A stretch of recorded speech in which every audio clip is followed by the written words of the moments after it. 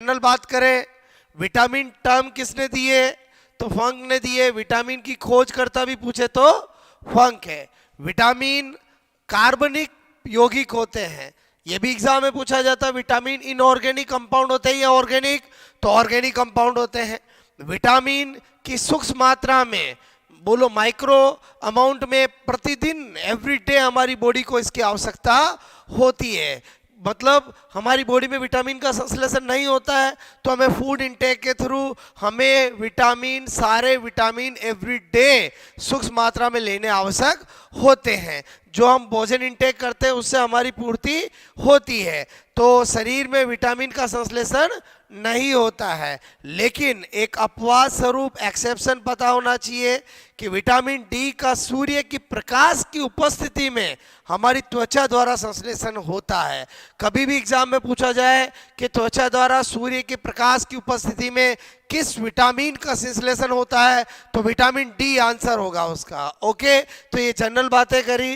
Next अगर हम देखें क्लासिफिकेशन विटामिन का, तो दो कैटेगरी है, एक फैट सोलेबल और एक वाटर सोलेबल, यानी एक वसा विले विटामिन और एक बोलो जल विले विटामिन। अगर हम बात करें बोलो फैट सोलेबल विटामिन, तो विटामिन ए, डी, ई, के, और अगर हम देखें वाटर सोलेबल तो बी और बोलो सी। बी कॉम्प्लेक्स में B1, B2, B3, B5, B6, B7, B9 और B12। तो टोटल काउंट करते हैं तो कुल 13 विटामिन होते हैं जिनकी आवश्यकता प्रतिदिन होती है। बहुत सी बार एग्जाम में इतना इजी क्वेश्चन भी आ जाता है कि कौन सा वाटर सोलेबल है, कौन सा फैट सोलेबल है। क्लियर? अगर आप इतनी छोटी सी गलती भी कर देते हो तो वही कहावत हो जाएगी कि गई भैंस पानी में। ठीक है, गई भैंस, बोलो मैंने कहा पानी में, यानी बी और सी ये दोनों बोलो पानी यानी जल विले विटामिन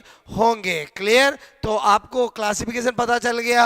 अब हमें पहले फैट सोलेबल के बारे में पढ़ना है, फिर वाटर सोलेबल के बारे में पढ़ना है। दोस्तों कभी भी किसी भी विटामिन के बारे में सबसे पहले दो इंफॉर्मेशन तो पक्का याद होनी चाहिए।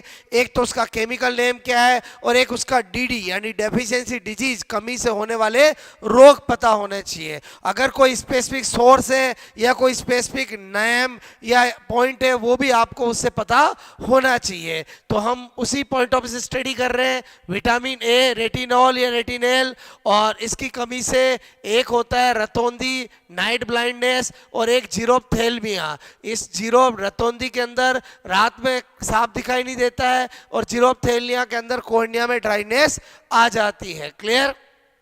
गाजर इसका बेस्ट सोर्स होता है। एक्चुअली गाजर के अंदर विटामिन ए ना होकर उसका प्रीकर्सर बीटा कैरोटीन होता है, जो हम खाते हैं तो लीवर द्वारा विटामिन ए में बदला जाता है। इसी तरह से गोल्डन राइस, सुनहरे चावल जो होते हैं, बोलो गोल्डन राइस, उसमें बीटा कैरोटीन और आयरन दोनों होते हैं, और वही गाजर की तरह ही हमें खाने पर ये विटामिन ए में बदलते हैं। क्लियर? तो ये पता होना चाहिए गोल्डन राइस में बीटा कैरोटीन के साथ साथ आयरन भी होता है। उसके बाद बात करें विटामिन डी की, कैल्सीफेरॉल इसका केमिकल नेम होता है, और कमी से बच्चों में रिकेट्स होता है और बड़ों में ऑस्टियोमेलेशिया होता है, और ये सनलाइट से स्किन के द्वारा सिंथेसिस होता है। उसके अलावा सार्क लिवर ऑयल, मछली के जिगर का तेल, उसमें भी विटामिन डी अच्छा खासा होता है, और सार्क लिवर ऑयल में विटामिन ए भी होता है, डी भी होता है, लेकिन ए क्या होता है, बहुत ही कम मात्रा में होता है। तो अगर पूछा जाए सार्क लिवर ऑयल या मछली के जिगर के तेल में कौन कौन से विटामिन होते हैं, तो ए और डी होते हैं। मुख्यतः कौन सा होता है? विटामिन डी होता है। ओके, उसके बाद बात करते हैं विटामिन ई, टोकोफेरोल कहते हैं। केमिकल नेम आपको सारे में अभी ट्रिक से याद करा दूंगा। उसके बाद स्टेरिलिटी, बंध्यता होती है इसकी कमी से, इसे फर्टिलिटी विटामिन भी कहते हैं, और इसे एंटी स्टेरिलिटी विटामिन भी कहते हैं। कोई भी विटामिन हो, उसकी कमी से जो रोग होता है उसके आगे एंटी लगाकर उसका नाम बनाया जा सकता है। जैसे आपको कभी एग्जाम में पूछा जाए एंटी रिकेट्स किस विटामिन का नाम होता है, तो एंटी रिकेट्स आपको पता होना चाहिए विटामिन डी का नाम होगा। क्लियर? इसी तरह से इससे स्टेरिलिटी होती है, तो एंटी स्टेरिलिटी या फर्टिलिटी विटामिन इसी को कहते हैं, इसी को ब्यूटी विटामिन भी कहते हैं। इसलिए आपने देखा होगा जितनी भी क्रीम आती है बोलो जो चेहरे पे लगाई जाती है उनमें विटामिन ई बोलो बोलो कंपनियां वाला उसको फेमस करता है, क्योंकि विटामिन ई को ही ब्यूटी विटामिन कहते हैं। और विटामिन के फाइलोक्विनोन इसका केमिकल नेम है। डीडी इसकी कमी से रक्त का थक्का डिले इन ब्लड क्लोटिंग होता है।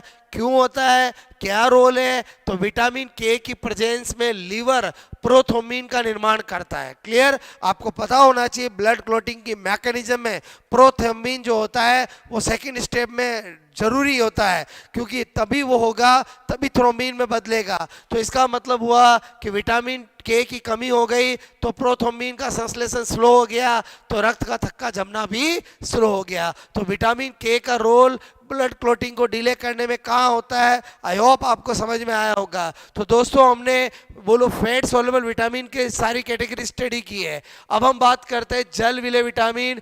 जल विलेय विटामिन में एक विटामिन बी कॉम्प्लेक्स आता है, एक विटामिन सी आता है। पहले विटामिन बी कॉम्प्लेक्स की बात करते हैं। अगेन चार्ट में बता रहा हूँ, विटामिन B1 इसका केमिकल नेम होता है थायमीन।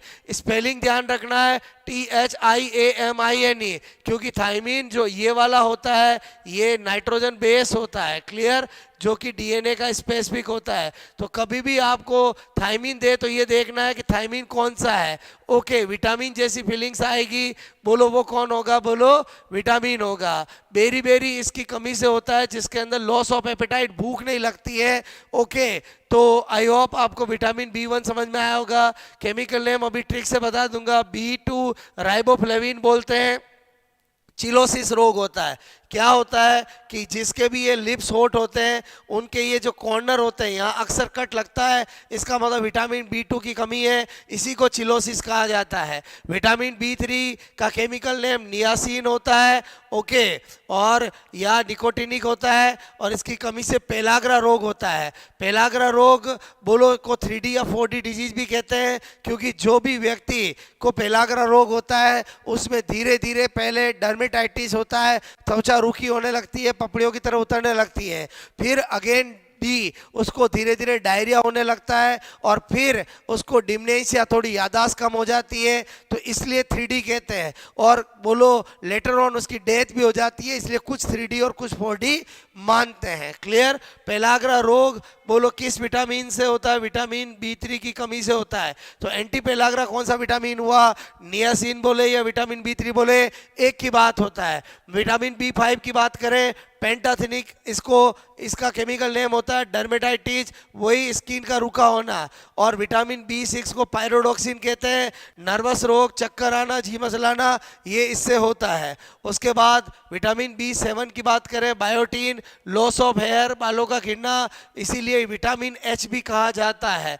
विटामिन 9 की बात करें, फोलिक एसिड, और इसकी कमी से मैक्रोसाइटिक एनीमिया होता है। तो दोस्तों मैं यहाँ पर आपको इसका मीनिंग बताना चाह रहा हूँ। ये आरबीसी होती है जिसकी सामान्यतः साइज 7.5 माइक्रोन होती है। अगर आयरन की कमी हो जाती है तो इसकी साइज घट जाती है, छोटी हो जाती है, जिसको हम माइक्रोसाइटिक क्या बोलते हैं, बोलो माइक्रोसाइटिक एनीमिया। और अगर फोलिक एसिड की कमी होती है तो साइज बढ़ जाती है, जिसको मैक्रोसाइटिक एनीमिया कहते हैं। आपको पता होना चाहिए कि माइक्रो या मैक्रो एनीमिया बोलो दोनों ही कंडीशन सही नहीं होती है, स्पेशली प्रेग्नेंट लेडी के अंदर कभी एनीमिया नहीं होना चाहिए। इसीलिए डॉक्टर प्रेगनेंसी में फॉलिक एसिड और आयरन की टैबलेट चलाते हैं। क्लियर, ताकि इन दोनों की कमी नहीं होनी चाहिए, एनीमिया ये दोनों टाइप का नहीं होना चाहिए। तो फॉलिक एसिड या विटामिन B9 की कमी से होने वाले एनीमिया को क्या कहते हैं, मैक्रोसाइटिक एनीमिया, आरबीसी की साइज बढ़ जाती है। फिर है विटामिन B12, साइनोकोबालामीन कहते हैं, सबसे ज्यादा कंपटीशन एग्जाम में पूछा जाता है। साइनोकोबालामीन यानी कोबाल्ट धातु इससे संबंधित होती है। और पर्नीशियस एनीमिया इसकी कमी से होता है, और पर्नीशियस एनीमिया के अंदर आरबीसी परिपक्व मैचुरेशन नहीं होता है। आई होप आपको ये विटामिन बी कॉम्प्लेक्स समझ में आया होगा। उसके बाद विटामिन सी की बात करते हैं। केमिकल नेम एस्कॉर्बिक एसिड होता है और इसकी कमी से स्कर्वी रोग होता है, मसूड़ों से खून आना, ब्लीडिंग इन गम्स। और आपको पता होना चाहिए आंवला हो, नींबू हो, संतरा हो, सिट्रस, ये सब क्या होते हैं, विटामिन सी के अच्छे सोर्स होते हैं। इसे एंटी वायरल विटामिन कहते हैं। इसीलिए आपने देखा होगा अभी जब कोविड आया था तो उसमें बहुत सारों को विटामिन सी खाने के लिए कहा गया था, क्योंकि विटामिन सी हमारे एंटीऑक्सीडेंट भी होता है, इम्यून पावर को भी स्ट्रॉन्ग करता है, उसके साथ साथ एंटीवायरल भी होता है, एंटीऑक्सीडेंट भी होता है। जो विटामिन सी ज़्यादा इंटेक करते हैं उनकी स्किन में झुर्रियाँ जल्दी नहीं आती है, उनमें बुढ़ावा जल्दी नहीं दिखाई देता है। इसीलिए आपने देखा होगा पुराने लोग, बूढ़े लोग जो होते हैं वो बहुत समय से आंवला का ज़्यादा इंटेक करते हैं, क्योंकि आंवला में विटामिन सी रिच होता है और आंवला हमें एंटीऑक्सीडेंट का कार्य करता है। ओके, और इम्यून सिस्टम भी अच्छा रहता है। आई होप आपको एक बार सारे केमिकल नेम डीडी समझ में आए होंगे। अब होता क्या है, ये सब बुक्स में लिखा होता है, स्टूडेंट की प्रॉब्लम क्या होती है, वो भूल जाते हैं कि इधर विटामिन लिखे हुए, इधर केमिकल नेम, तो कौन सा किसका होता है। तो इसके लिए मैं आपको 2 ट्रिक बता रहा हूँ, उनसे आप ध्यान रख सकते हो। बोलो, सबसे पहले यहाँ पर केमिकल नेम याद करने की ट्रिक बता रहा हूँ। पहली ट्रिक है, बोलो, जिसके अंदर vitamin A B C D E K, एक बार सभी विटामिन के केमिकल नेम बता रहा हूँ। क्लियर?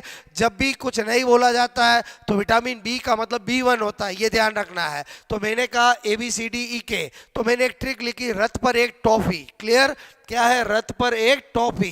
तो रथ का मतलब क्या हो गया, रेटिनॉल, थे का थायमिन, बोलो ए का एस्कॉर्बिक, डी का कैल्सीफेरॉल, टो का मतलब टोकोफेरॉल, फी यानी फाइनोक्यूनॉल। ओके, और यानी ये vitamin A B C D E K chemical name रथ पर एक टॉपी से ध्यान रख सकते हैं। ट्रिक नंबर 2, जिसके अंदर सारे विटामिन बी कॉम्प्लेक्स के केमिकल नेम सबसे ज़्यादा कंफ्यूजिंग इसी में होता है स्टूडेंट, कि पायरोडॉक्सिन, फ्लेवो, आपका जो है राइबोफ्लेविन इधर से इधर हो जाता है। तो उसका क्या ट्रिक बता रहा हूँ, इधर देखो। तेरी रानी निशा पुल पर बड़ी फास्ट चल रही है। एक्चुअली इसके पीछे एक कहानी है, इन दोनों ट्रिक को जोड़ता हूँ।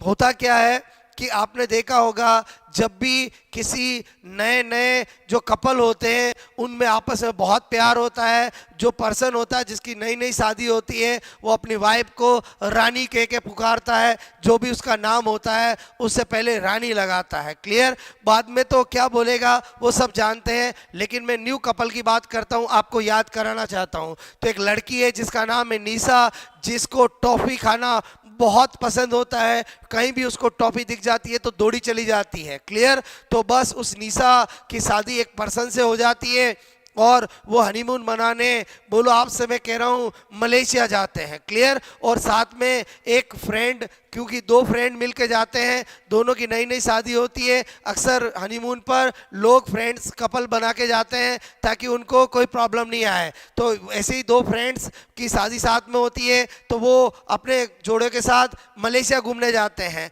ओके, तो वहाँ पर बहुत सारे पुल होते हैं, तो वो निशा जो है उसको पुल के उधर एक रथ पर टॉफी दिखाई देती है, तो वो निशा बहुत भागी भागी, क्योंकि उसको टॉफी बहुत पसंद होती है, तो वो पर्सन उस निशा के हस्बैंड को कहता है, वही यहाँ पर लिखा है कि तेरी रानी निशा पुल पर बड़ी फास्ट चल रही है। क्लियर? तो आई होप दोनों ट्रिक का समझ में आया होगा। रथ पर एक टॉफी और तेरी रानी निशा पुल पर एक बड़ी फास्ट चल रही है। तो अगर ये कोटेशन याद रखने से काम हो जाएगा, क्योंकि ये तो हम जानते हैं कि विटामिन बी कॉम्प्लेक्स के अंदर पहले B1, फिर B2, फिर B3, फिर B5, फिर B6, फिर B7, B9 और फिर B12 आता है। तो तेरी का मतलब B1 का क्या हो गया, थायमिन हो गया। बोलो रानी, रानी का B2 का मतलब राइबोफ्लेविन हो गया। फिर निशा का मतलब B3 का मतलब नियासिन हो गया। पुल का मतलब B5 का मतलब पेंटाथेनिक अम्ल हो गया। बोलो पर का मतलब B6 का मतलब पायरोडॉक्सिन हो गया। बड़ी का मतलब B7 का मतलब बायोटीन हो गया। फास्ट का मतलब B9 का मतलब फोलिक एसिड हो गया। और B12 का तो साइनोकार्बोनमीन सब जानते ही है। मैं क्या बताना चाह रहा हूँ, मेरी बात को समझना। तेरी रानी निशा पुल पर बड़ी फास्ट चल रही है, तो इसमें आपको कौन से विटामिन का नाम है, तो आपको पता है बी कॉम्प्लेक्स के अंदर पहला B1, तो तेरी का क्या हो गया, बोलो आपका थायमीन हो गया। फिर B1 के बाद B2 आता है तो तेरी रानी का राइबोफ्लेविन हो जाएगा। फिर B3 यानी आपको पता चल गया तेरी रानी नीसा का नियासिन हो जाएगा। आई होप आपको दोनों ट्रिक से सारे केमिकल नेम जितने भी विटामिन के 13 विटामिन के केमिकल नेम मैंने याद करा दिए। बस क्या ध्यान रखना है, रथ पर एक टॉफी और तेरी रानी नीसा पुल पर फास्ट चल रही है, आपका काम हो जाएगा। क्लियर? आई होप आपको मैंने रैपिड फास्ट विटामिन टॉपिक को रिवाइज करा दिया है। अक्सर इसे क्वेश्चन आ जाता है तो कभी भी आप इसको 15 मिनट में रिवाइज कर सकते हैं और अपने टॉपिक विटामिन को क्लियर कर सकते हैं। आई होप आपको ये लेक्चर जरूर पसंद आया होगा। कमेंट्स करके जरूर बताएं मुझे, और इसी तरह से बायोलॉजी को पढ़ते रहें और मस्त रहें। Best of luck.